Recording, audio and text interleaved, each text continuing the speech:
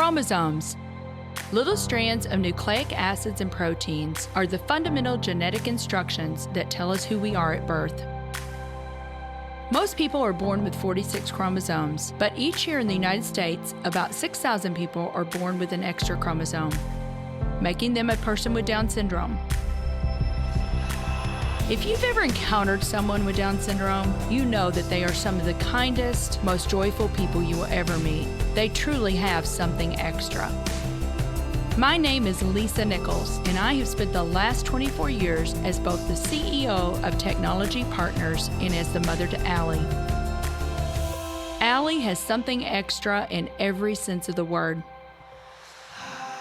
I have been blessed to be by her side as she impacts everyone she meets. Through these two important roles as CEO and mother to Allie, I have witnessed countless life lessons that have fundamentally changed the way I look at the world. While you may not have an extra chromosome, every leader has something extra that defines who you are. Join me as I explore the something extra in leaders from all walks of life and discover how that difference in each of them has made a difference in their companies, their families, their communities, and in themselves.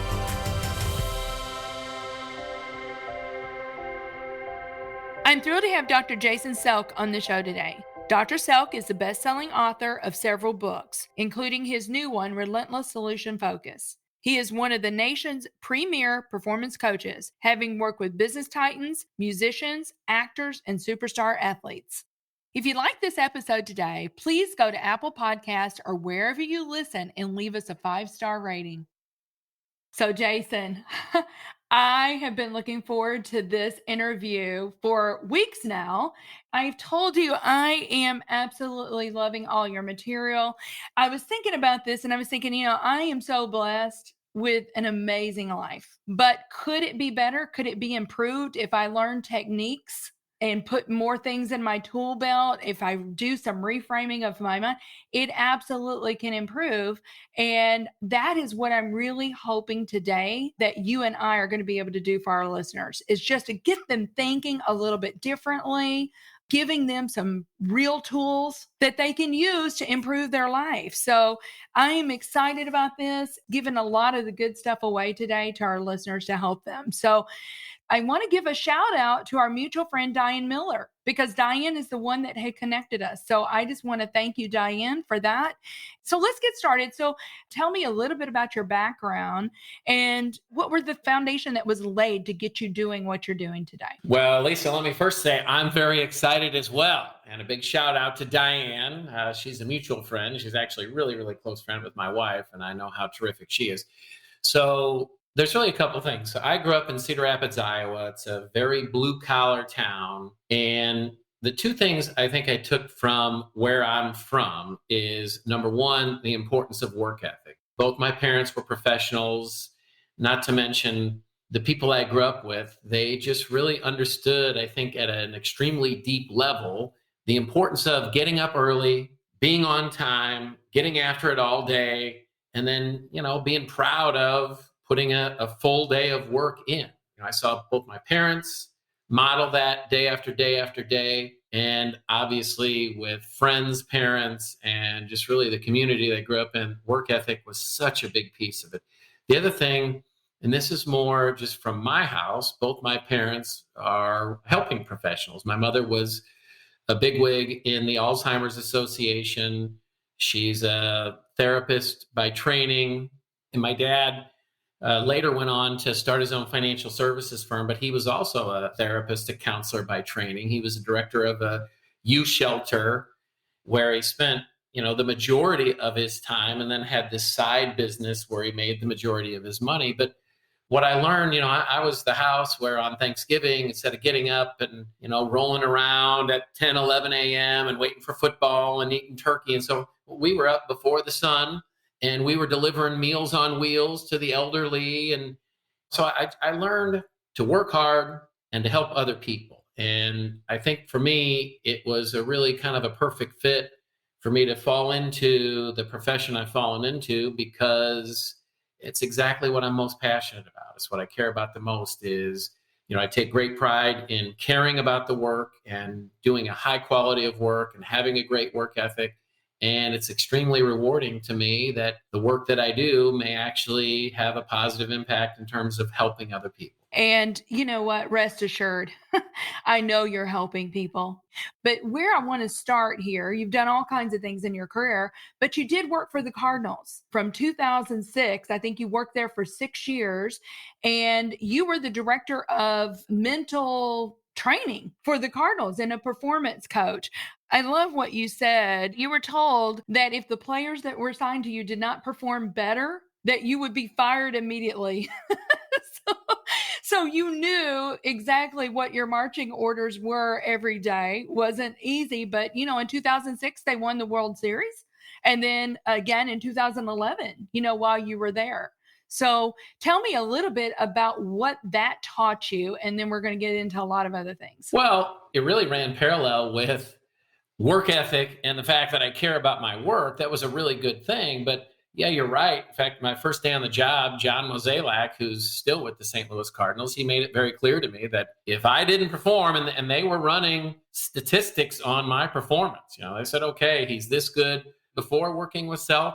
And if they weren't showing a significant measurable improvement across the board with the players, he made it very clear I'd be fired in no time. In fact, I was with the team for 6 years, and I never had a contract that they signed. I signed my contract every year, but they never signed the contract.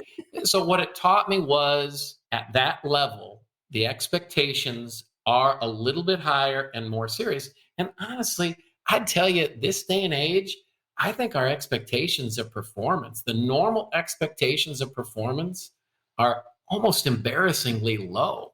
I hope that I've taught this to my children, that there is a significant level of incompetence that really goes on. And I heard this phrase a long time ago. I really liked it. So when the good people do nothing, the bad people win. Yes. And I'm not saying that people who are incompetent are bad people, but incompetent behavior, which we've all done. I look, certainly not saying I haven't been incompetent at certain points and still probably have some weaknesses here and there, but I don't give myself permission to be incompetent. Incompetent behavior should be unacceptable. It's unacceptable from me. If I'm incompetent, if I'm late to a meeting, I'm not going to make an excuse. I'm going to tell you, look, there's no excuse for it. I'm going to do better next time. And if not, you should fire me. And me knowing that I'm going to get fired if I don't behave at an extremely high level, that's very motivating. It causes me to get better. Instead of when we give permission to people, professionally speaking, to perform below expectation or below what your best is, it really is enabling. And I think as a country, we really should take notice and say, hey, look, we can do better. I don't think the previous 2 years have done anything but make this expectation level go down even further. I'm a big believer. Start with yourself. Hold yourself extremely accountable. When you screw up, which you will, don't make excuses, just improve. Use the negative emotion of screwing up to perform better next time. And, again, you say, what did I learn from the Cardinals? That was a really big thing. And that's why you see the St. Louis Cardinals, they're the second winningest Major League Baseball team in the history of Major League Baseball. They're extremely successful. And one of the reasons is they hold people accountable to having a high expectation of performance. Well, you know what? That's a perfect segue. I love executive toughness. And your forward in there is by your friend, Andy Hill. That's right. He's a friend. He was a basketball player under Coach Wooden. I love Coach Wooden. He talks about it, and he said, Wooden said, we cannot control the outcome, but we can control the process. And the process is so important. The preparation, the execution, the teamwork, the effort that goes in. But, for you said you've really tried to narrow it down, and you've tried to help people achieve success in the most simple manner. And you've got a process. We'll get into that, but you talk about Occam's razor.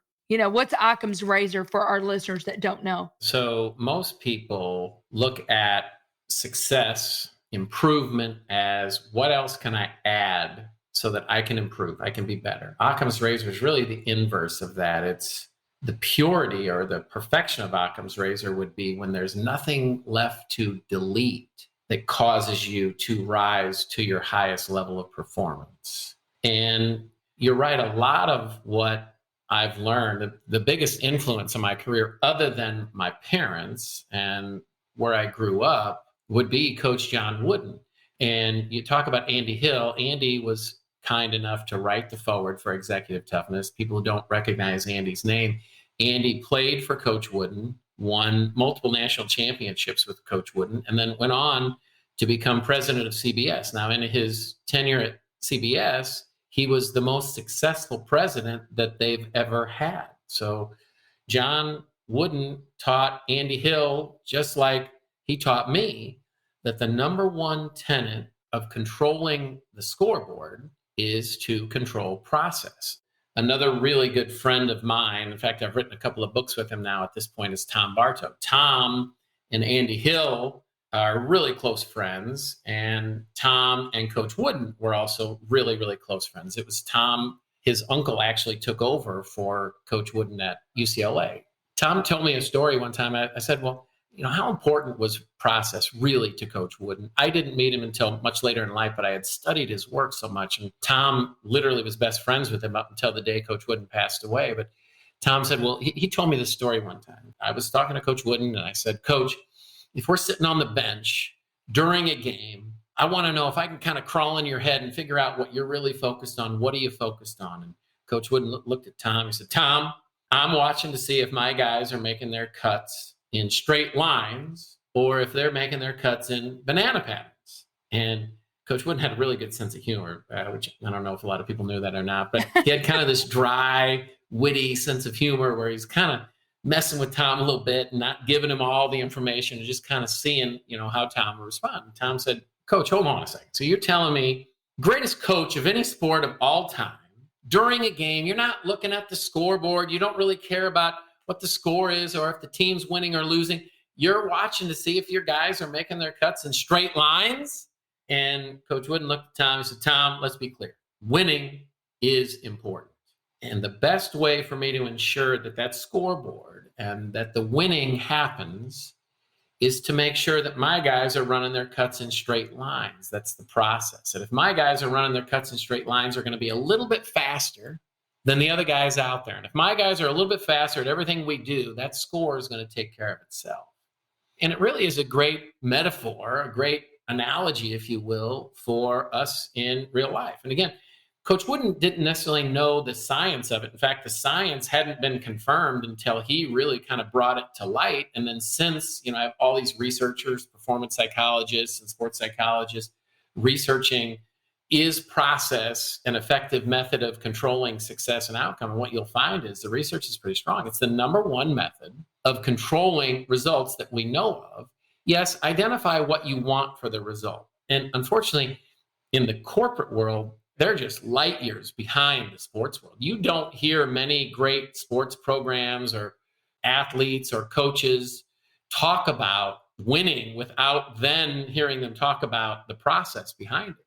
But in corporate America, it's still all about win, win, win. Bottom line, bottom line, bottom line. They're still focused on the scoreboard. And that's fine, but it's not the most effective way to control the scoreboard. Remember this. So we'll get into a little science here so that people understand. The human mind can only fully focus on one thing at a time. And I know there might be people out there that say, well, yeah, this guy doesn't know anything about multitasking. Trust me, I do. I've actually done the homework, and I know maybe 6 or 8 years ago, they were teaching multitasking. Well, they're not teaching it anymore for a reason, because it's not smart. You cannot make an intelligent argument that multitasking improves performance. It doesn't. The research is very solid and very clear. Multitasking is a bad thing. So if I'm focused on the result or the scoreboard, I can't be focused on the process or what causes the score to take care of itself, or the winning or the result. So for example, in the corporate world, okay, I want to do whatever, $100,000 worth of sales. You can get yourself caught up in, okay, what's my daily number? How much am I making today? How much did I make on that call? You can do that, but it's all result thing. Instead, what's your straight line cut? What's the number one activity that will cause the 100,000 to become the reality over the course of a year? Now, if you're in sales, most people would say, okay, well, I got to make my 3 proactive sales calls to the right type of person. And then what I would challenge you, and this is what Coach Wooden said, is really put your energy into forcing your mind, your focus, your activity. Put your energy into getting that one most important activity done daily. And if you do that, you won't have to worry about the scoreboard. It will take care of itself. That's what Coach Wooden knew so long ago about process. And now, like I said, sport and performance psychology have researched it, and it's the number one tenet for controlling a person's success.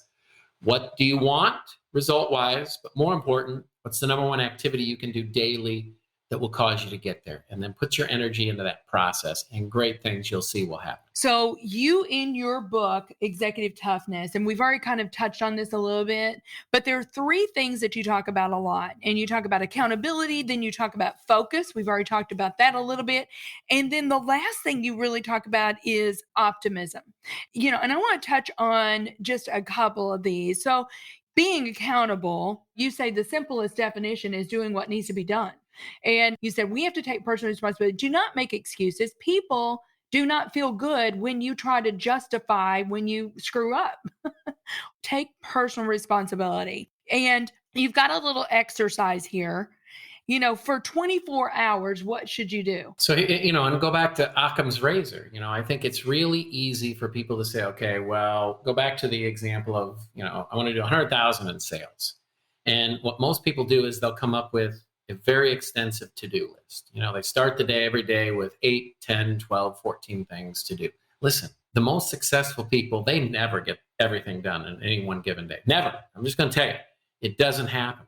But what they're really good at is they're getting the most important things done each and every day. So Occam's razor isn't what's everything you can do to be successful, because we know if you're going to try to do everything, you will compromise your ability to do the most important things. So Occam's razor would be, don't worry about everything. How about just figure out what's your one most important thing? So I don't worry about what are you going to do in 24 hours? I would reframe the question this way. What's the one most important thing you need to get done in the next 24 hours? And if you get that one thing done, you're cutting in straight lines. You win if you do that. Remember, it's not how much can you do in any one given day. It's how many days can you do what's most important. Right. I'm just telling you, this idea, people shake their head at, and they say, yeah, this is where you got to be accountable to this one thing. I'm telling you, I've studied success for 20 years now. I've been really, really fortunate that I get to work with the best of the best. And this is it. The best of the best are not smarter, faster, stronger than everybody else. They're just better at focusing on the most important thing. And Occam's razor would be, don't worry about 4 things, 5 things. And I know I talk about 3 things. Occam's razor, the purity of it would be, what's the one most important thing? But just kind of think, all right, what's one result goal you're trying to achieve? All right, now, once you have that, now I want you to think, okay, so what's the one most important activity you could do daily? What's that one process goal that would best position that result goal to happen? I'd rather you pick something, choose wisely that you can commit to. Okay, now here's the question. With that one activity you put down, look at the last month. What percentage of the time are you getting realistically, literally in the last month, that one thing done? All right, next question. What would your results look like in a month if you did that one thing 90%? I talk about this, in the sports world, you pretty much have to be 100%, especially at the collegiate, Olympic, and professional level. Those guys, they can do everything right and still get their brains beat in, okay? But in the business world, you go 90% of your most important activity, you're going to win the World Series. You'll win the World Series every year. You can go 90% for a year. I'll give you a really vote of confidence. You're going to love the results. Okay, so where would your results be in a month if you literally went 90% on that one most important activity? And then now think in 6 months, you weren't great at everything else, but you nailed this 90% of the time. And now for a year, this one activity, right? Where would your results be? I ask this to when people are thinking about hiring me to come in and coach for them or come do a keynote speech. These are typically the questions I ask right here. And say, okay, now how much would that be worth to your organization? If the people in your organization would 90% of the time get the one most important activity done, how much would that be worth to the organization? And there's usually laughter. I'm working with a lot of these Fortune 500s and Fortune 100s. You're talking hundreds of millions of dollars just from going from, let's say, 60, 70% completion up to 90% on the one most important activity. And each person, it's a huge number. It's a huge difference. But this is the Occam's razor. See, so many people are focused on doing all this stuff right that they're going to be nowhere near 90% on their one most important activity. And I'll tell you what, This one thing is what I've put my greatest energy in. I learned this a long time ago, and for some reason it stuck. I said, you know what? I'm not going to be great at everything, but my most important activity, I'm going to get that done every day. What is your one thing? My one thing is 100% intensity 100% of the time. And all that means specifically is I do somewhere between 4 and 5 hours of coaching calls daily. Now, I've got to generate business and emails and return phone calls just like anybody else. And I'm not great at that other stuff. My wife would be the first to tell you, I complain all the time, but the one thing, when I'm on a coaching call with you or when you've hired me to do a speech, you've got my full attention. You're 100% in. And 100% of the time that I'm not looking at my phone, I'm not checking emails, I'm not thinking about other stuff. I am 100% focused. I visualize being focused during your coaching call. I visualize being focused during that speech. 100% intensity, 100% of the time is my one thing. And I've nailed that for a good amount of time. Well, Dr. Selk, this has been so good, but we do have to take a quick break, and we'll be right back with Dr. Jason Selk. Let's face it, the future is mobile. There's a good chance that you are listening to this show right now on your phone. Have you explored how you can move your business mobile too? Our mobile apps team at Technology Partners makes it their mission to move our clients into the hands of their employees and customers and change their business processes to meet the demands of their users. Let's work together and build a dynamic mobile app for your team. Go to tpi.co/mobile apps and get the conversation started about how we can help you get your new application off the ground.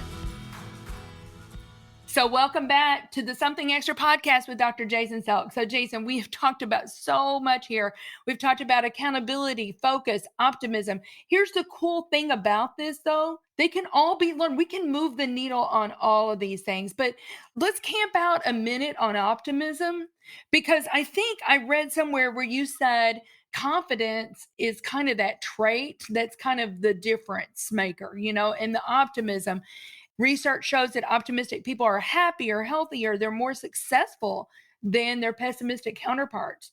So if that's really true, we need to camp out here and we need to figure out how we can be more optimistic. Yeah, so here's my favorite statistic on optimism. Yes, optimistic people are significantly, measurably happier, healthier, more successful.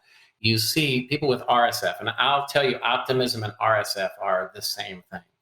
People with the RSF mindset, or people who are optimistic, live up to 14 years longer than normal people.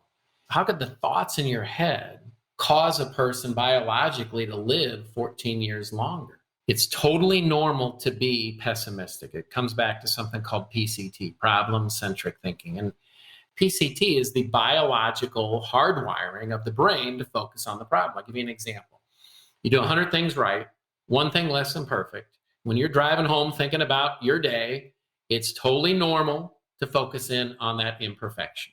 I want you to understand biologically what goes on when you allow the thought to focus on the imperfection and to overlook the good.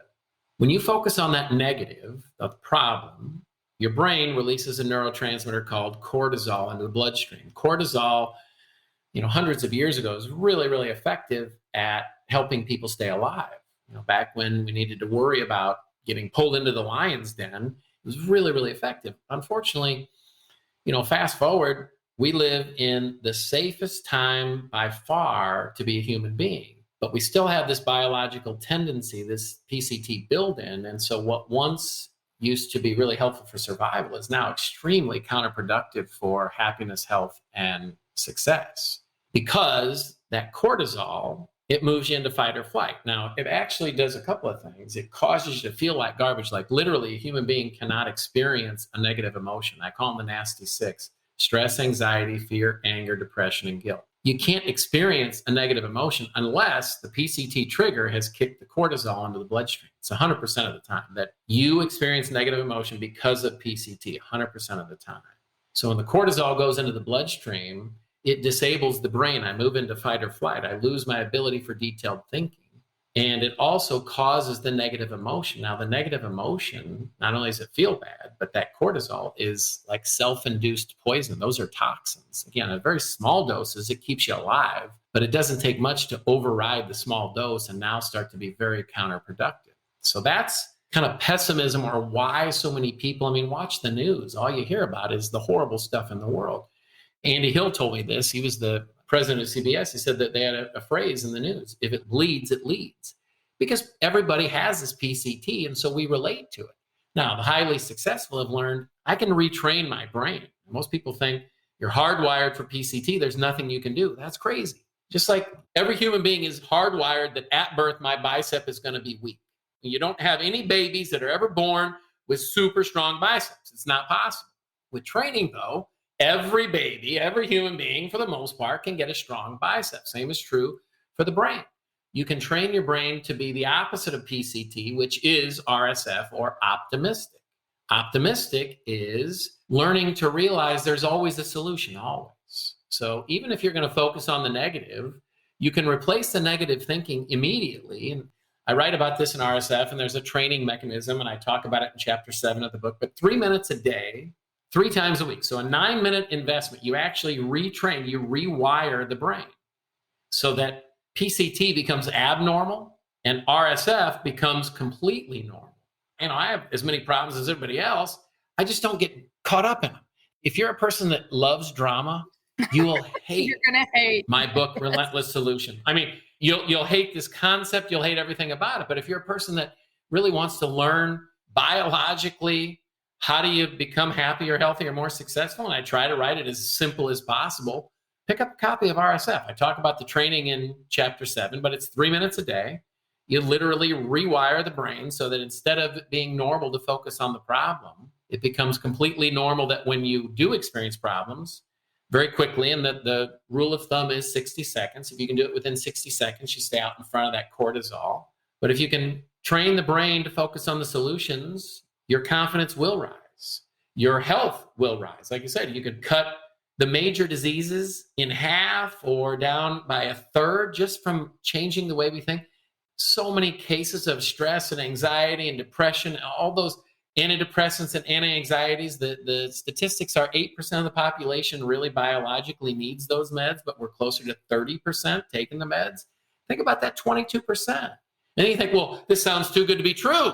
Why aren't people talking more about this? I'll tell you why. Think about how much money is being made in that over-medicated 22%. I don't want to get on the soapbox here, but there's great motive for people not to learn this. But don't be one of the people that is motivated for the wrong reasons. Pick up a copy of RSF and teach yourself how to think the right way. You'll thank yourself for doing it. And it's the best book I've written. It's the most important work I've ever done. It may be, hopefully, the biggest thing that I'm remembered for. The reviews have been outstanding. I'm teaching my children this stuff. And my son just went to Florida State, and he said to me the other day, he said, Dad, I had no idea the advantage you were giving me. Thank you. You know, from an 18, 19-year-old boy to say that unprompted, this is real stuff, and it really does work. Here's the key word in your book, Dr. Selk, is relentless. Relentless solution thinking. So be relentless to start thinking about that solution instead of the problem that's in front of you. You talk about dominant thought, and you give an example. We focus on what you tell us not to focus on. So you give this example of the pink elephant with the blue running shoes. And you said, okay, now try not to think of that blue elephant. Well, there is something that you call replacement thinking. And so if you've got that dominant thought that's negative, replace it with something that is positive. Maybe it's a person, just really grinds on you. We'll replace that person's face with, a face that you love, like your grandchild or something like that. So you can retrain your brain, and it's going to take some work. It's not easy. It's going to take some consistency and some discipline on our part, but we can do this. This is so exciting to me. But I have to ask you, Dr. Selk, this is something extra. What do you believe is the something extra that every leader needs? Well, I think it's, this idea of replacement thinking that you talk about. And again, the exercise of the pink elephant with the blue running shoes is really kind of a primitive or very elementary way of getting people to realize they can control their thoughts. This is not about when life is rough, just think all the good things. That's not what this is. Right. Now, it's good that you could do that, but this is a lot more than that, in that it's when life is tough. I don't care about all the good things in your life. I know you don't either at that point. What you need to think in that moment is, number one, there's always a solution, always. Maybe not perfection, but always improvement. It's my favorite quote from the book. And You got to know that there's always something that you can do to make your situation a little bit better. Once you kind of get that perspective of, okay, I can do something, no matter how bad life is right now, I can do something to make it even just an inch better. And then you just ask the question, what's one thing I can do right now that could make this better?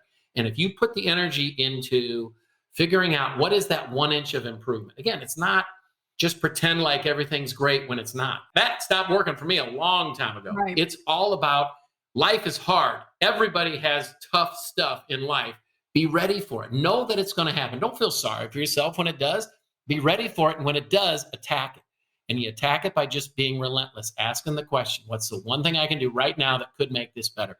Whether you're a leader, whether you're trying to be a leader, whether you have no intention of being a leader, you form the habit of asking that question in the face of adversity or problems, you will love the results. Life becomes immediately better when you live on the solution side as opposed to living in that PCT world that most normal people live in. Very good. Well, Dr. Selk, if people wanted to get in touch with you, how would they do that? I'd tell you, look, don't worry about getting in touch with me. The best work I've ever done is this book. You see it over my shoulder. Lisa, you were kind enough to already pick up a copy. I think you've showed it. Go to Amazon, go to your book sailor and buy a copy of Relentless Solution Focus. If you want to go to the website, certainly we try to give nice videos away, and we got a newsletter once a week that comes out where I just try to real quick give you one piece of quick information of what highly successful people do to work on their mental toughness.